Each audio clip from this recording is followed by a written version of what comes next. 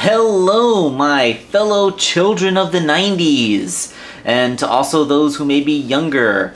Allow me to take you down memory lane to one of the greatest animated series ever made. Back in the mid-1990s, Disney saw the great success of Batman the Animated Series and decided, we want some of that. So they went and made one of the most awesome animated series ever to exist.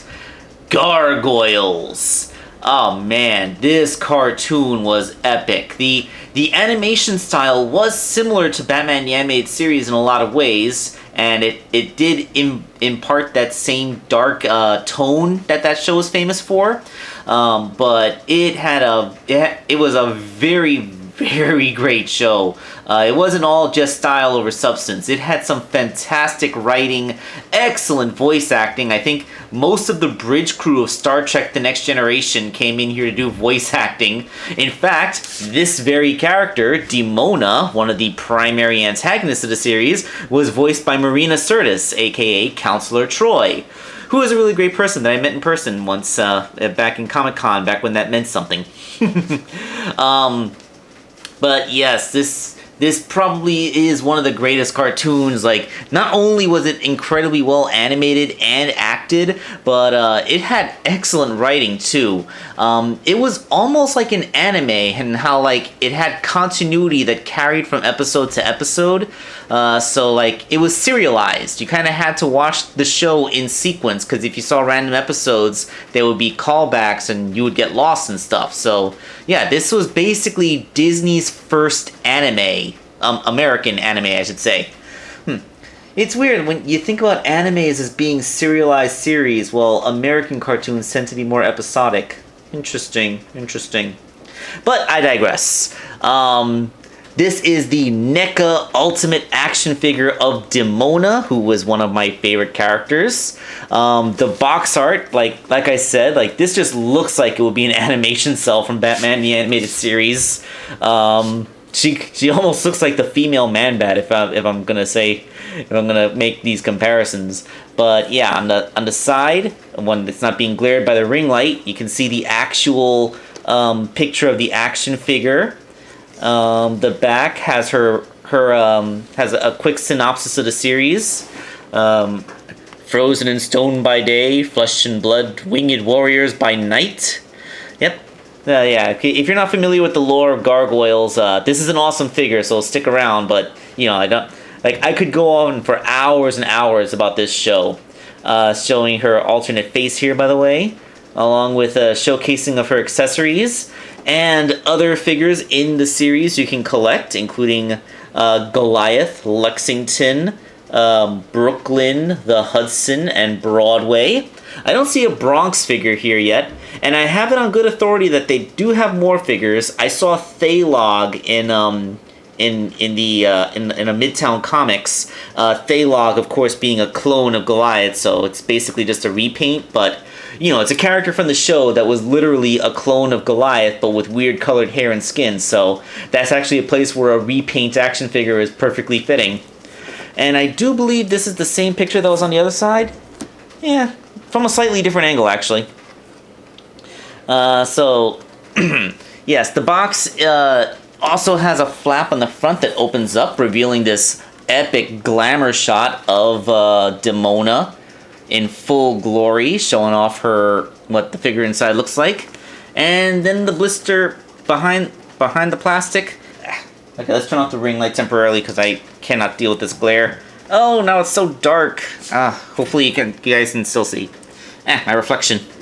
Dear, there's like one problem or another. Anyway, yeah, you see the figure inside, her alternate face, the Grimorum Arcanorum, two blasters, one of which featured, each one of these featured prominently in an episode, alternate hands, and her tail is there. So let's get the figure out of here so I don't have to deal with reflections from the ring light anymore, and take a look at the Ultimate Action Figure. That's literally what it's called, the Demona Ultimate Action Figure. Alright, before we get into this, I just want to remind everybody that Demona is a NECA figure. So like all high quality NECA figures, there's a little bit of prep work when you get these things out of the packaging. First, of course, is gently working all of her joints to make sure none of them are paint stuck or have like mold flash or anything. Because although the quality of the sculpt on these things is always fantastic, NECA has a reputation for the actual quality of their plastic. As you can see, it's a little bit softer than what you would get in the Marvel Legends. The hand feel is still mostly good, but you got to be careful to gently work these joints to make sure there's no paint in there. Otherwise, you might find yourself accidentally snapping something, and you know that's not something you want to happen. But I've worked my Demona figure; all of her joints work fine. And then the second part is that there is some assembly required. One, of course, is her tail, which is a separate piece. I'm not sure I'm into this tail. It is one of those soft silicone bendy tails. You can see the little injection holes with a wire inside for posing. And as you can see, the wire stops here, so this portion of the tail has nothing in it. The end of the tail has a standard pin disc joint, and it plugs into this little hole in the rear. There's a hole cut in her loincloth to accommodate it. And yeah, you get it in there off camera because there we go. It's a little bit awkward to plug in there because the plastic is soft, but once in, you got yourself a tail that's articulated. You can rotate, and it is very useful in tripoding the character, especially once you get her wings on. There'll be more on that in a bit. First, let's talk about the wings, because whereas the tail is made out of a soft rubber type plastic, the wings are absolutely rock solid plastic. So much so that I'm actually afraid that this would snap. This is not the same kind of plastic you use to make an action figure. This feels like the kind of plastic you would use to make appliances with, actually. Like, it's really stiff, terrifyingly so. And it's okay, first of all, it does have that little thing where it has those clip-me-doos that should make it easier to go in. But if you look really closely, you can see these are ratcheted. Look real close.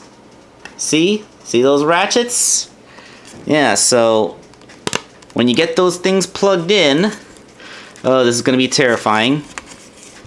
Let's just do step one. There we go. Okay. So yeah, the wings have ratchet pivots, so they click into position. The terrifying part is this. Huh. Actually, now... Alright, you know what? Okay, the first time I opened this figure, it was in a hot car on a day when it was over 90 degrees outside, and I guess the heat had caused some of the plastic to expand. But when I moved these wings like this, instead of that nice soft little clicking you're seeing, I was getting incredibly, terrifyingly loud snapping noises out of this ratchet, and it made me feel like with every movement, I was just going to completely obliterate. Oh, actually, yeah, that's the sound. Yeah, that, ugh. God, why did they make this so terrifying? They could have used a slightly softer plastic, like the kind of plastic you use to make Transformers. Transformers have ratchet joints that you can snap around all the time, and you're never afraid of them crumbling on you. Yeah, now that that's on, know that she has ratchet joints in her wings. Be careful when you're moving those ratchets, because you do not want these things to shatter on you. So now we got Demona properly assembled. So let's reset. With those wings installed, I do not want to undersell just how bloody effing gigantic Demona actually is. She is obviously made to significantly larger scale than most action figures, and will dwarf your any standard 6-inch fare that you're gonna put on a shelf next to her. She is, but then again, like, and keep in mind, she's standing with her knees bent here for the digigrade effect of her big old feet. But yeah, this is a very, very big figure. She'd be considered a tall action figure even without those wings. And with them installed, she will just dominate any display piece. Like, I can't imagine having all of the Gargoyles action figures. And not just because that would be an incredibly expensive collection, because this figure cost me $45, so I can't imagine what having 6 of them would be like. But yeah, like, between the gigantic wingspan and just how generally tall these figures actually are, you'd have to clear up an entire new display shelf just for these if you intended on collecting the entire set. That being said, let's take a look at this at this sculpt. Like, I love how her hair has this kind of wash. It looks almost dusty, which it helps it look like it's not just a single sculpted solid piece. This actually kind of gives it a more organic texture feel, like there's actual hair there. And her face is just beautiful. She has real pierced ears with those little metal earrings. Her makeup is done beautifully. Those eyes are they just draw you in. And her little crown that she uses to cover her forehead horns just looks amazing. I kind of love how like one of the most iconic villains in Disney history, Disney TV animation history, wears a tiara. I just find that adorable. I mean, this is also a series where primary antagonists were Shakespearean characters such as Macbeth and Oberon, King of the Fairies, so... the sculpt on her clothing is amazing. At first glance, this seriously just looks like fabric. I was expecting to get her out of the package and her shirt will come off or something, but no, this is a solid sculpt. It's part of her chest, but oh my god, is that some amazing sculpt. It even has a little tattered look around the bottom. They even made sure to give her some under boob so that, you know, she's convincingly wearing this shirt. So, like, that is beautiful attention to detail. Attention to beautiful details? She even has her little bicep bracelet. And, like, there's, like, her belt looks like it's actual old leather. As well as the loincloth here is soft so that her legs can move. And this is the only flaw I found in the figure, is that under the loincloth I had a bit of paint transfer. Obviously, it's cast in red plastic and then painted this color, and some of it stuck to her crotch. Oh well, anyway, unless you're a disgusting degenerate, you aren't going to be posing her without the loincloth, so that should be fine. The legs have lots of space to go outwards, and get a decent range forward and backwards, as much as she would need to. And the musculature of that sculpt, like that is, you can't see me biting my lip, but damn. Double jointed knees, a real anklet, that's an actual ring down there, and the big old gargoyle foot, which you can have her stand on the entire foot, but it's also big enough that in the cartoon they actually just stood on their toes like this, and these dew claws stuck out the back. Of course, that's what you will want to tripod her for, because it is, with those giant wings adding all that weight, it would be difficult to get her to stand. But it is just absolutely immaculate, this sculpt. Okay, so here we are in my kitchen, because my stove is really the only large enough surface that I could really set this thing on and also have the camera point at it. But yeah, like, now that you can appreciate her full wingspan, you can see just how impressive this figure actually looks. Oh man, it is absolutely a gorgeous figure. The only flaw for displayability that I can see is that her hair is a soft rubber material, but because of how the wings are attached to the back, her hair kind of pushes her face forward, so she's always kind of looking down. That means she's kind of looking at you through her own brow, and it's hard to get her to actually be looking straight because her hair will push it will resist and push her head back. But that aside, like, if you put this on a high shelf, then that shouldn't cause too much obstruction.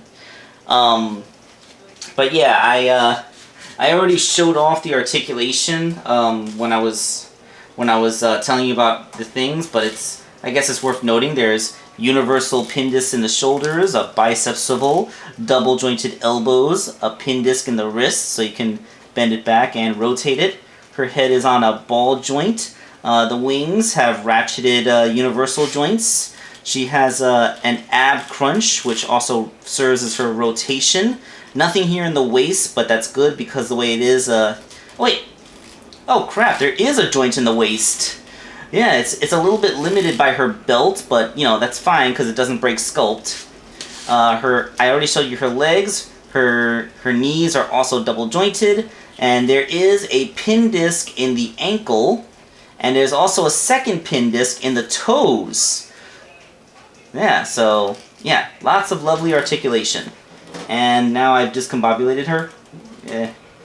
I hope my hands weren't covering all that stuff up because that would really suck. Yeah, let's talk about our accessories and stuff now. I imagine a lot of the budget for plastic in this figure went into those wings, but she does still come with other accessories, including this rifle, which I think this is the one that shot like the high intensity plasma beam or something.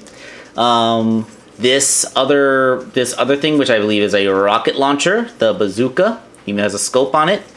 Her alternate face, which is the screaming monster face with the glowing red eyes, still has pierced ears though.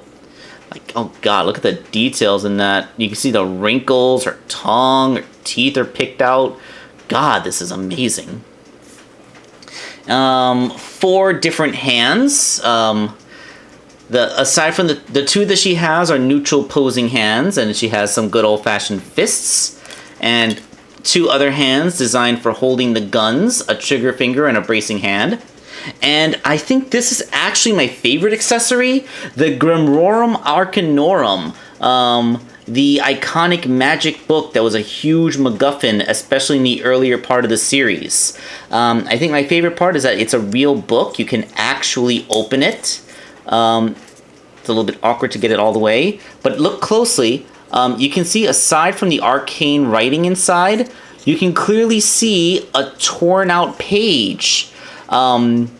This is probably, like, the Grimorum had pages torn out of it all the time, but this one specifically has significance to Demona because there was an episode where she shot Elisa with a magical poisonous dart, and the cure for the poison was in the Grimorum, and just out of spite, she tore the page with the antidote out and destroyed it, so that you would never be able to make an antidote. She thought that she had killed Elisa because of this, but this was a plan to lure out Goliath so she could kill him, but when she failed to kill him, she figured, oh well, at least Elisa's dead, but the dart never actually hit Elisa. She shot her in the chest, and she had her badge in her pocket, so the badge protected her from the dart. So Elisa was fine, and Demona wouldn't find that out until several episodes later. But yeah. So yeah, I really do love that they like such attention to detail that they even made sure to make it look like a page had been torn out of this little book. That's amazing. Okay, so let's I could clumsily try and work everything out here, but why don't I just show off a gallery of pictures of this Demona figure utilizing all of these fantastic accessories. Of course, first we got to do the face swap, so let's just do that real quick. Just kind of, it pegs in pretty simply. You just pull that off. See, 2 pegs on the back. Behind you can see it's all hair, and then you can see how the neck ball joint is connected. And we put on the alternate face. And there you go. Now you got scary battle mode Demona.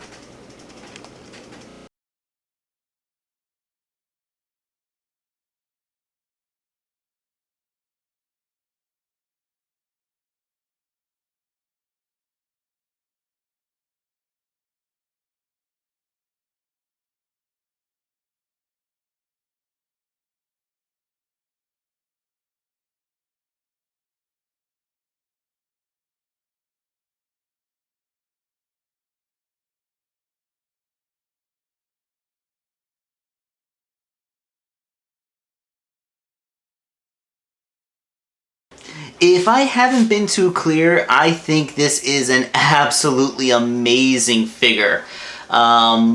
It can be a little bit hard to get her to pose with the giant wings, though. I had quite a bit of issue just making sure that she was balanced for most of those shots that I took. So, as amazing as it looks, it can be a challenge to display, but a rewarding one because it just looks so freaking epic. I'd hate to sound spoiled, but I am being a critic here, so if I were to indicate one flaw that they could have changed up, it would have been if we had an alternate set of wings, like wings in the cartoon, when they weren't unfurling their wings to glide, they would keep them folded up, and they would wear them like capes or cloaks. Like, the little hands or talons would interlock with each other right on their collarbone, and then, you know, they wouldn't have these big burdensome things around all the time. I feel like it would have been possible to have, like, a swapping wing set. Like, it could have just been a single piece that sticks into the two peg holes on her back that would have been a cloak that goes around her neck and, like, wouldn't impede her arms and leg movement, but, you know, wouldn't do this. So yeah, like an alternate wing set that wouldn't be so obtrusive like this. I wonder if I could make something like that, or if a third-party company would come up with something like it. I don't know. But I feel like maybe they could have sacrificed one of the guns, like this bazooka. Like, I do know she used this in an episode, but like, this is the iconic gun that she tried to use to murder Goliath. So, like, this is her signature gun. This one, I would have done without it if I could have gotten an alternate set of non-flying wings. Something a little more folded up so they weren't so obtrusive like this. That being said, that's a minor quibble. Like, that, what we got is a absolutely fantastic package, and this is really one of the, like, this is the figure that the Gargoyle series has needed for like 20-something years, because I had some of the original Gargoyles toys when I was a kid. Right now my Demona is buried in storage, but, you know, like, comparing this to that old toy is complete night and day. So, if you can afford to get one of these incredibly expensive collector's items, and you are a huge fan of Gargoyles, like I imagine many children of the 90s like myself were, I would totally recommend her, or any of the Gargoyles figures, frankly, because they all look amazing. Demona just happened to be my favorite. Of course, if you're going to be collecting the entire series, I hope you have a lot of display space, and that you are actually quite wealthy, because, like I said, this figure cost me $45, and I can... So, like, that's like... if you were to get all 6 of them, that's like $250 right there, so that is quite a lot. And like I said, that 6 isn't even the entire collection. I mean, they would still have to put out, like, Xanatos, the robot Gargoyles, the cyborg Gargoyles, like the one that was voiced by Michael Dorn. You could put in some of the fairies, like, you could put in Puck. Oh, you could have a 2-pack that has both Puck and Owen. That would be a cool one. Yeah, like Oberon, Titania, some of the other Gargoyles from other places around the world. Oh, the possibilities are endless. Like, but seriously, like, only the richest of toy collectors would actually be able to get that series, because, wow. But yeah, like, if you're going to get her by herself, she can definitely loom over the rest of your toy collection. This is Wake Angel 2001, signing off.